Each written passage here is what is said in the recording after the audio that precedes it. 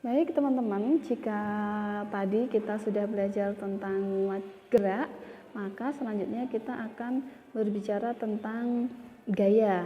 Nah, seperti yang sudah Ustazah jelaskan sebelumnya, bahwa gerak suatu benda itu dipengaruhi oleh gaya, di mana gaya itu artinya adalah tarikan atau dorongan. Nah, seorang Isaac Newton itu beliau seorang ilmuwan yang kemudian menemukan ada 3 hukum Newton atau ada 3 gaya yang mempengaruhi gerak suatu benda, di mana ketiga hukum itu dikenal dengan nama hukum Newton 1, hukum Newton 2, dan hukum Newton 3. Hukum Newton 1 itu dapat kalian lihat pada gambar ini.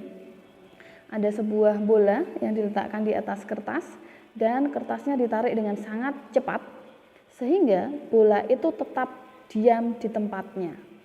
Kemudian kita bandingkan dengan gambar yang kedua, ketika kertasnya ditarik dengan lambat, maka bolanya akan ikut bergerak. Nah, yang menunjukkan hukum Newton 1 itu yang mana? Yang ini, di mana ada kecenderungan suatu benda untuk mempertahankan kedudukannya.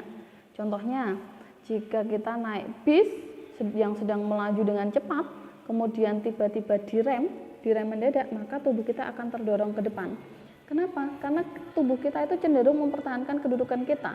Tadinya kita sedang melaju ke depan, tiba-tiba direm, maka kita terdorong ke depan, mempertahankan kedudukan kita. Sama halnya ketika kita duduk di dalam mobil, tiba-tiba mobilnya digas, kita akan terdorong ke belakang. Kenapa? Kita mencoba mempertahankan kedudukan kita untuk sedang diam. Secara matematis dituliskan hukum Newton 1 itu sigma F sama dengan 0. Tidak ada bertanya. Kemudian hukum Newton 2 dapat dilihat ada sebuah mobil dengan massa sama tetapi gaya yang diberikan berbeda. Mobil atas gaya yang diberikan 20 Newton sedangkan mobil bawah diberikan gaya 30 Newton. Maka siapa yang akan lebih cepat duluan? Yang lebih sampai duluan? Tentu yang mendapatkan gaya lebih besar. Secara matematis dapat dituliskan sigma F sama dengan M kali A. Ini ya, dapat dilihat.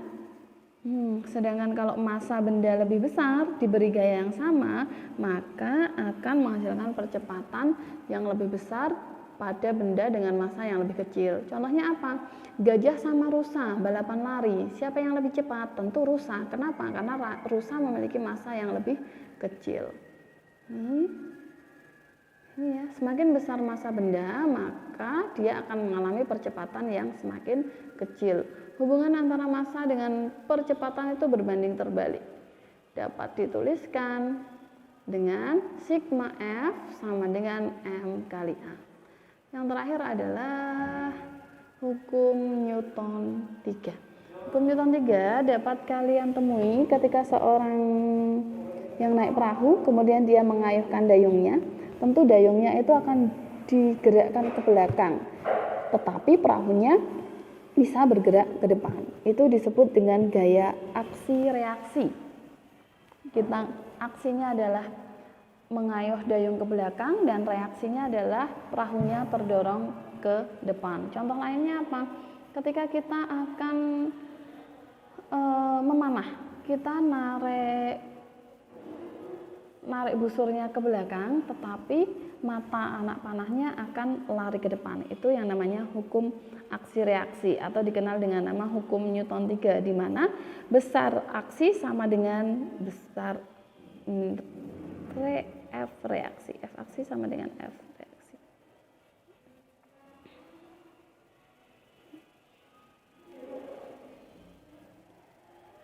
Hukum Newton 3, jika benda mendapat gaya aksi, maka benda tersebut memberi gaya lawan atau gaya reaksi yang besarnya sama dengan arah yang berlawanan. Baik, cukup sekian yang dapat Ustazah sampaikan. Mau mencoba evaluasinya? Kita coba ya evaluasinya seperti ini. Oke, benda dikatakan bergerak lurus sebab apa jawabannya? A. Bersifat gerak relatif, lintasannya garis lurus, lintasannya tak beraturan, benda tersebut lurus. Ya, jawabannya adalah lintasannya berupa garis lurus.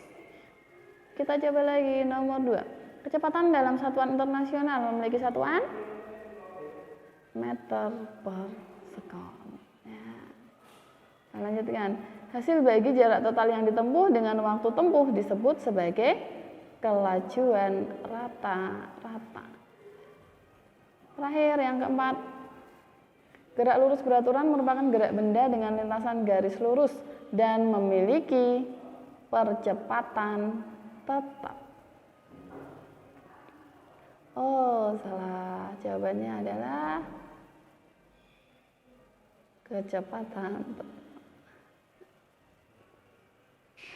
Lanjut. Faiz mengendarai sepeda motor dengan kelajuan tetap 36 km per jam selama 30 menit. Tentukan jarak tempuh Faiz dalam satuan meter. Kalau ada seperti ini, maka dia akan 36 km per jam. Berarti selama setengah jam dia akan menempuh jarak 18 km. Dijadikan meter sama dengan ini salah ya. Harusnya kalau 18 km itu 18.000 meter, bukan 1.800 meter. Itu hukum Newton 1 dikenal sebagai hukum kelembaman. Aduh, ini kurang 1 enter ini. Maka jawabannya kelembaman ya. Oke. Jika kita berada di dalam bus yang sedang berjalan, tiba-tiba direm, maka badan kita akan terdorong ke depan. Hukum 3 Newton dikenal dengan nama hukum aksi reaksi.